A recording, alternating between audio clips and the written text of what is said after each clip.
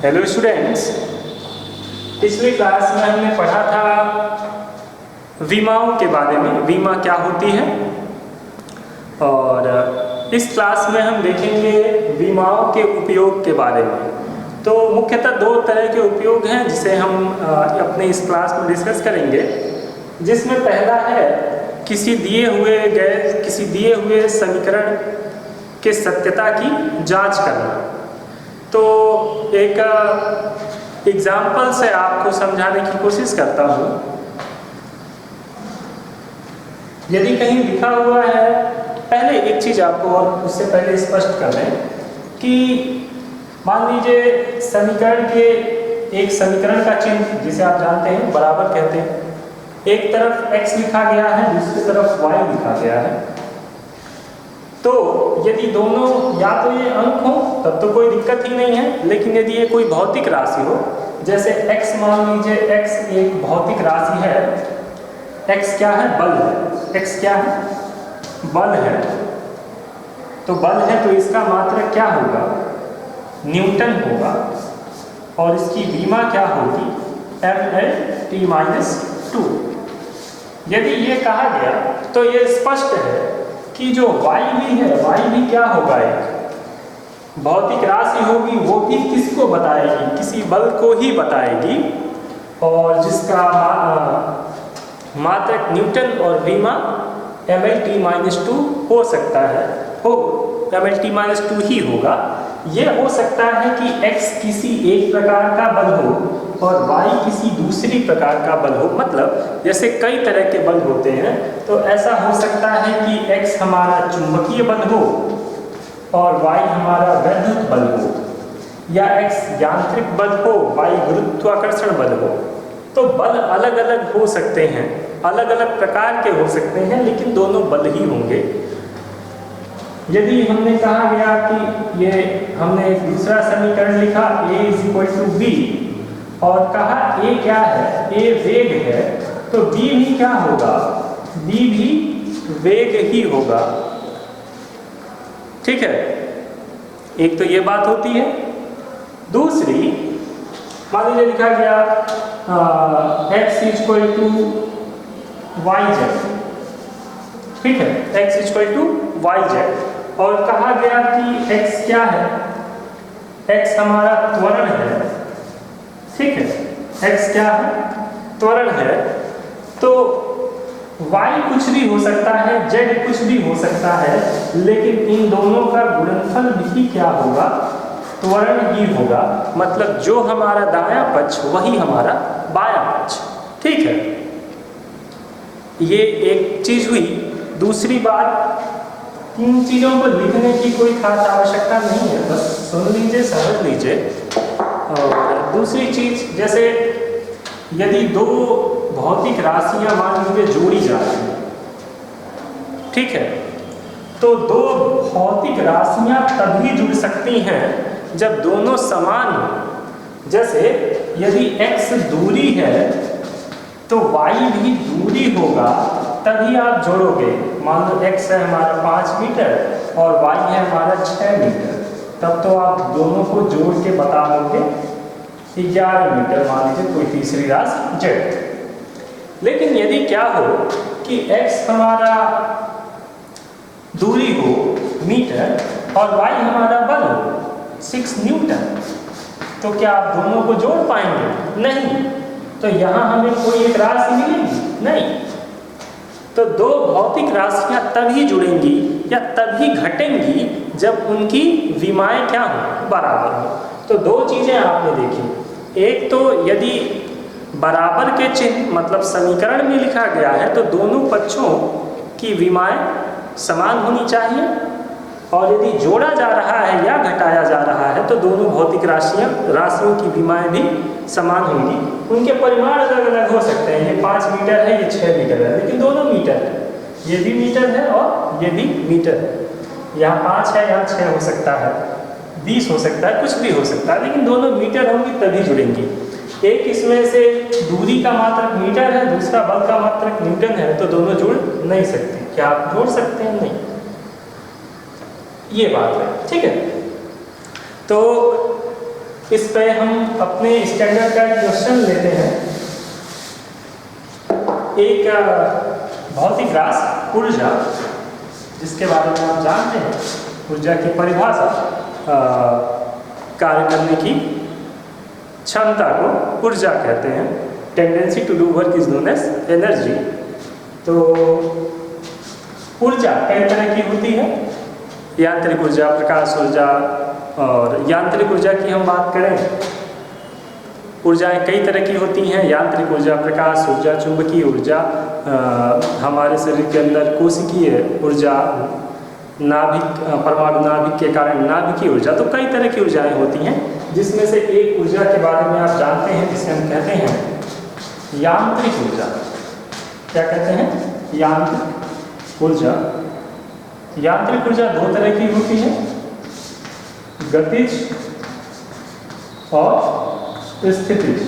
गतिज ऊर्जा और स्थितिज ऊर्जा। ठीक है, गतिज ऊर्जा होता है हाफ mv², ठीक, और स्थितिज ऊर्जा होती है mgh। फॉर्मूला आप जानते हैं। तो गतिज ऊर्जा हाफ mv², हाफ एक कांस्टेंट है, यम द्रव्यमान है, v वेग है। यम वेग से गतिमान, यम वेग से यम द्रव्यमान का कोई पिंड जो v वेग से गतिमान है, तो उसकी गतिज ऊर्जा हाफ mv²। और यम द्रव्यमान का कोई पिंड जो पृथ्वी के सापेक्ष h दूरी पर स्थित है और गुरुत्वीय त्वरण g है, तो उसकी स्थितिज ऊर्जा कितनी होगी? mgh। यदि आपसे कहा जाए कि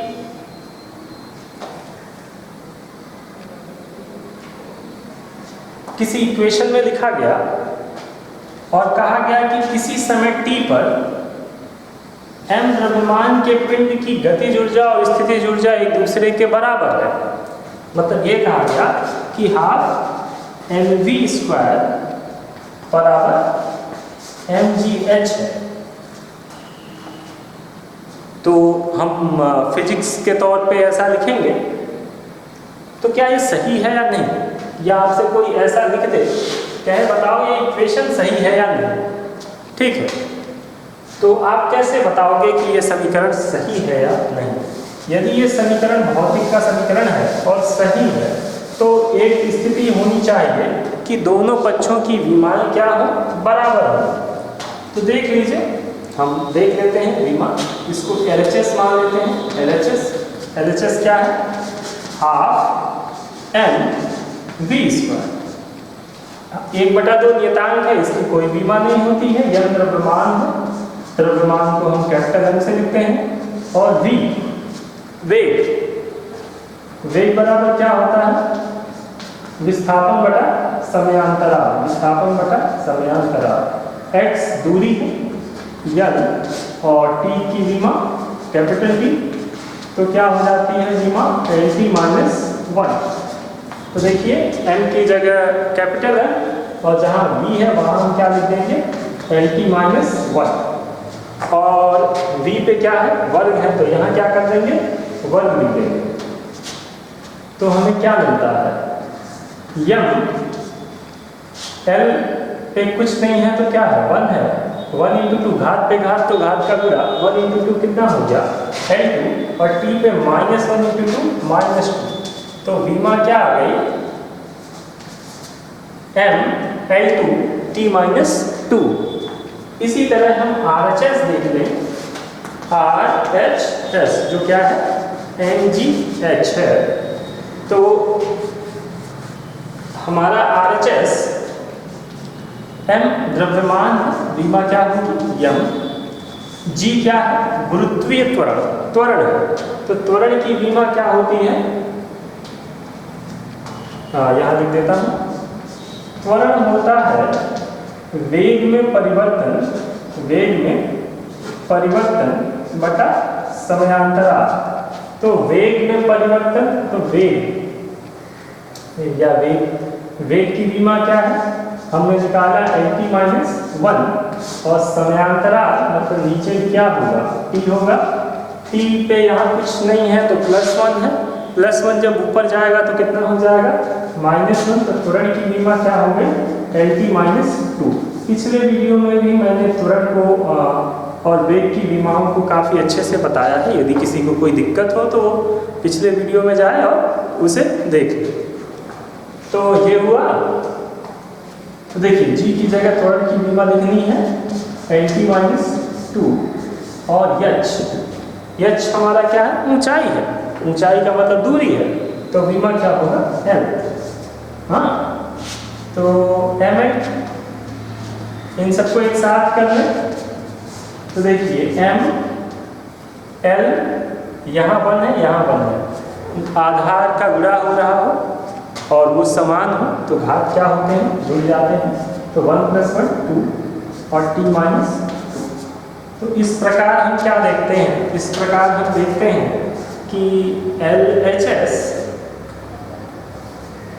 हाँ ऐसे केवल LHS नहीं लिखना है, हमको लिखना है डायमेंशन ऑफ LHS, क्योंकि LHS RHS के बराबर नहीं है, बस उनकी विमाएँ और उनके मात्रक बराबर हैं। तो हम लिख सकते हैं dimension of LHS is equal to dimension of RHS।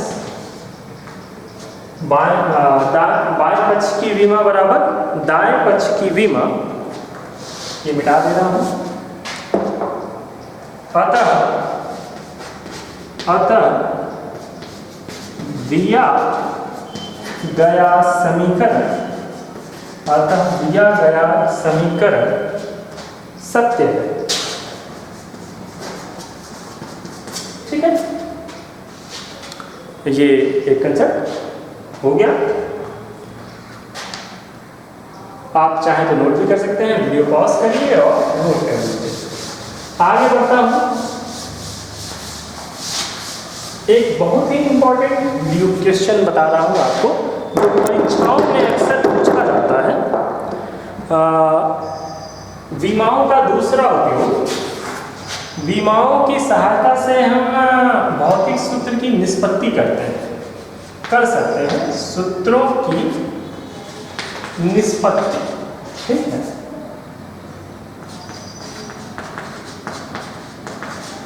ठीक है, कैसे कर सकते हैं एक उदाहरण बता देते हैं आपको, बड़ा इंपॉर्टेंट उदाहरण है। यदि आपसे कहा जाए कि एक सरल लोलक है, सरल लोलक के बारे में आपको थोड़ा सा बता दें, किसी धागे से, ठीक है, एंकल रही कोई धागा हो, पतला धागा, उससे कोई धातु का द्रव्यमान बांध दिया जाए, ठीक है, जिसका द्रव्यमान कितना हो यम हो और धागे की लंबाई कितनी हो यद हो। इसके यहाँ से गुरुत्व केंद्र से लेकर यहाँ तक धागे की लंबाई क्या है यद है। तो इस समायोजन को हम कहते हैं सरल लोलक, सिंपल पेंडुलम।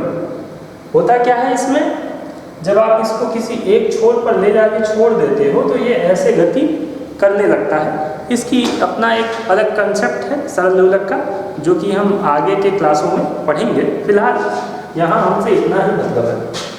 तो आप जब किसी भी वस्तु को एक, और ये एक दृढ़ आधार है, कोई दीवार है जिससे आप इसको बांध के लटकाए हो, तो कोई भी द्रव्यमान है तो उसमें नीचे की तरफ क्या लगेगा, गुरुत्वीय त्वरण लगेगा, और वो कितना है m है। या आप ये कहिए कि नीचे के पे उसमें क्या लगता है, एक बल लगता है, बल का मान कितना है mg है। यदि हाँ, तो एक और राशि हम परिभाषित कर दें इस सरल लोलक का आवर्तकाल। आवर्तकाल मान लीजिए ये हमारा लोलक है, ये यहाँ से आपने इसको छोड़ा, ये एक इधर गया, ऐसे इधर गया और फिर यहीं पे चला आया। तो जहाँ से चला था एक चक्कर, पूरा चक्कर लगाने के बाद वहीं पे चला आया, तो यहाँ से यहाँ तक का जो समय होता है उसको हम कहते हैं आवर्तकाल। एक आवर्त गति करने में लगा समय आवर्त काल। ठीक है, जरूरी नहीं है आप यहीं से गिने। कोई कह सकता है कि हम नहीं, हम बीच से नहीं हम मानेंगे, हम यहाँ से छोड़ेंगे। तो ठीक है, तो यहाँ से आपने इस गोलक को छोड़ा, तो गोलक यहाँ पे है, आपने ऐसे छोड़ा, यहाँ से यहाँ गया और फिर यहाँ से यहाँ चला आया।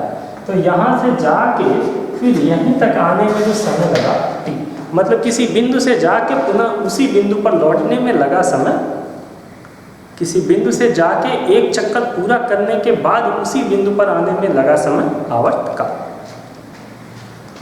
तो ये सब आगे की चीज़ें हैं, फिलहाल हमको उससे मतलब नहीं है, बस हम यहाँ पे विमा को समझना चाहते हैं।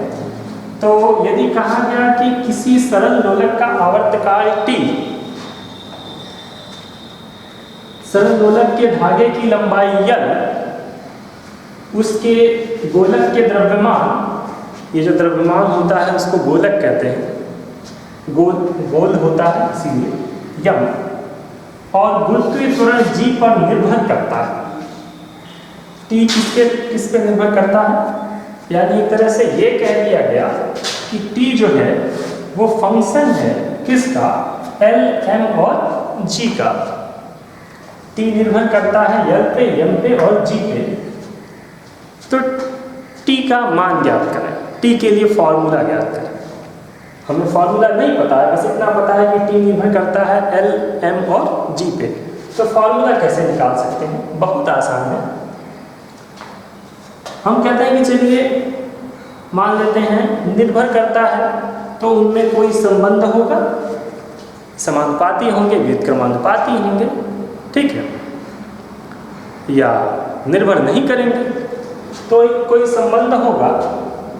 संबंध इस प्रकार होगा कि L की घात x पे निर्भर करेगा और m पे कोई घात x, y, z, हम ABC ले लेते हैं, चलिए m पे घात b और g पे घात c। ठीक,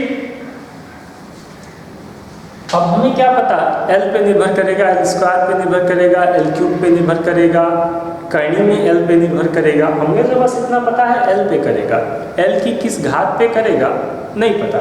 मतलब हमें इतना पता है कि दूरी, मतलब धागे की लंबाई पे निर्भर करेगा, किस कोटि पे निर्भर करेगा नहीं पता। हमें इतना पता है कि द्रव्यमान पे निर्भर करेगा m, अब m पे करेगा, m स्क्वायर पे करेगा, m क्यूब पे करेगा, हमें नहीं पता। g पे निर्भर करेगा, लेकिन g अंडर रूट g पे करेगा, g square, g cube, g to the power 10 किस पे करेगा नहीं पता।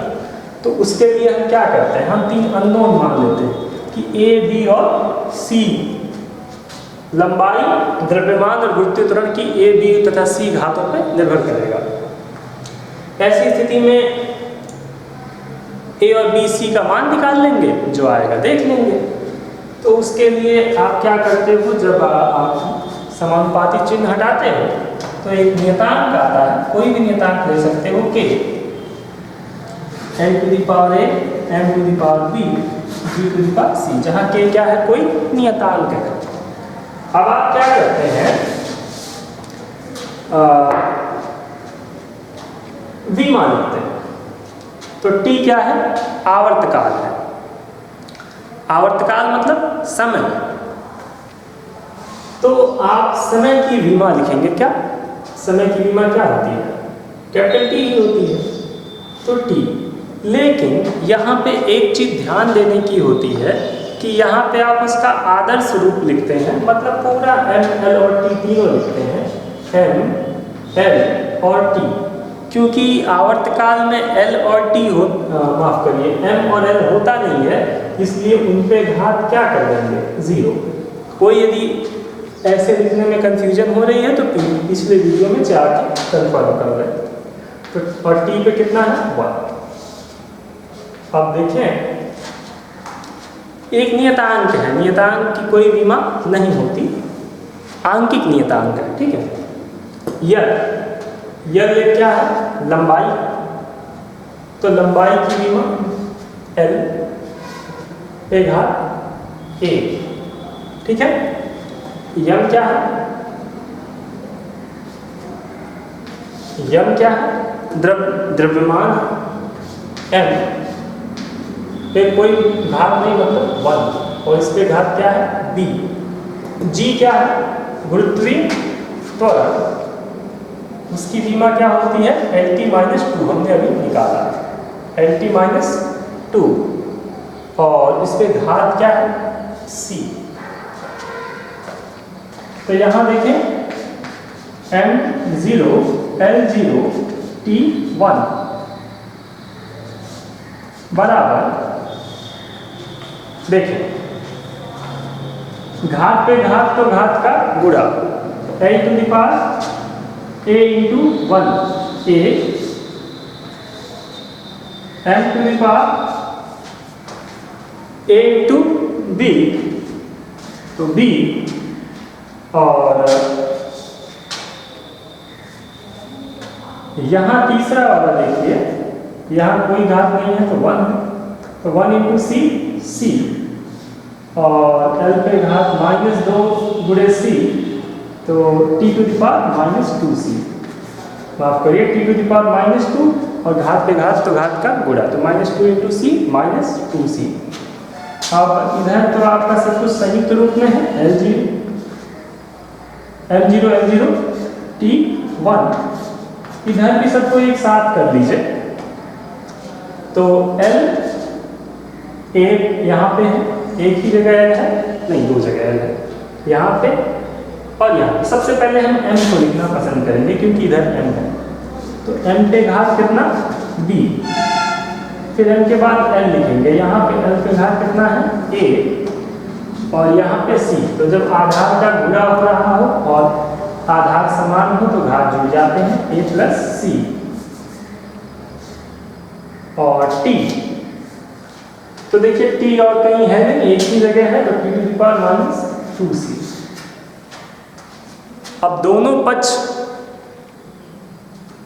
पक्षों इस समीकरण के रूप में लिखे गए हैं, तो दोनों पक्षों की विमाएं भी बराबर है, तो घात जो यहाँ पे M है उसको इस बगल वाले M से तुलना कर देते हैं।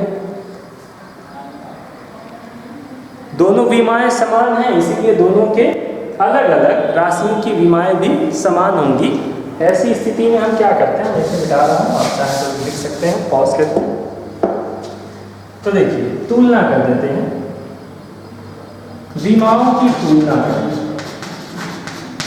विमाओं की तुलना करने पर इधर M पे पावर कितना है?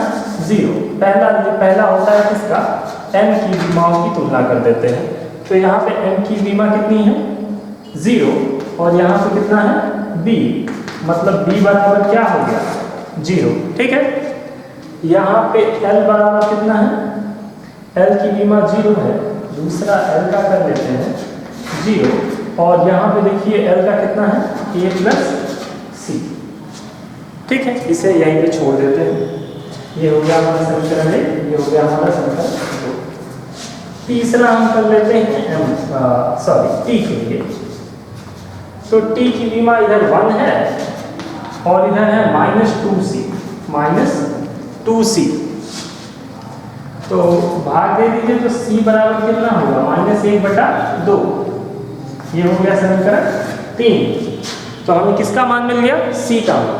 C का मान लिख लीजिए समीकरण 2, C का मान समीकरण 2 में रखने पर देखिए C बराबर 0 बराबर A प्लस C, तो 0 बराबर A प्लस C है, A का मान कितना है? नहीं पता, और C कितना है? -1/2, तो A बराबर कितना हो गया? A बराबर हो गया 1/2। ठीक, आपने लिख लिया। तो इस तरीके से हमें मान मिल गए किसके? हमें मान मिल गए A, B और C के।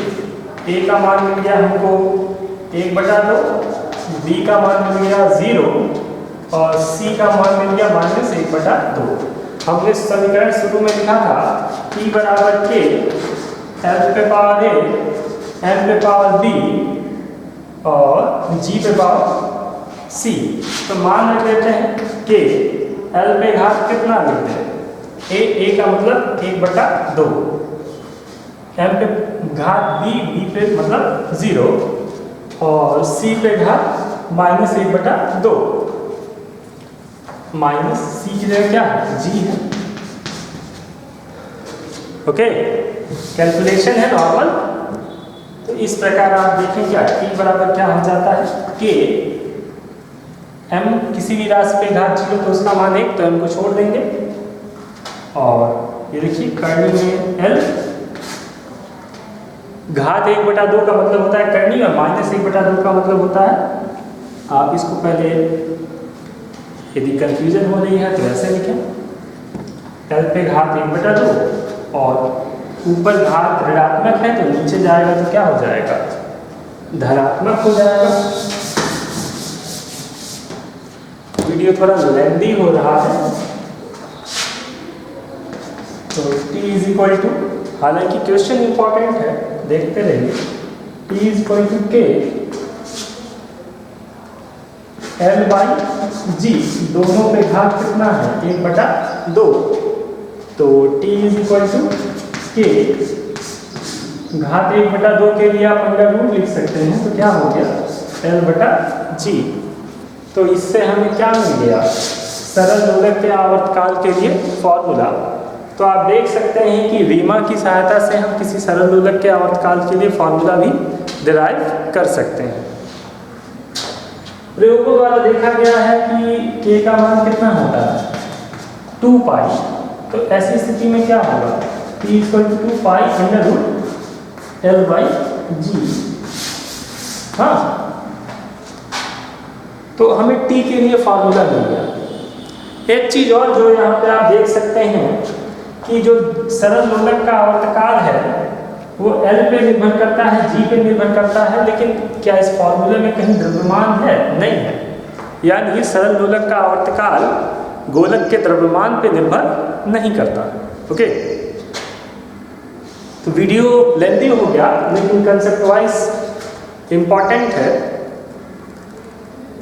इसी के साथ ये चैप्टर भी मैं यहीं क्लोज करता हूँ। यदि आपको किसी न्यूमेरिकल में कहीं कोई डाउट हो तो कमेंट बॉक्स में या व्हाट्सएप ग्रुप में कमेंट करें, आपके सवालों का जवाब दिया जाएगा। ठीक है,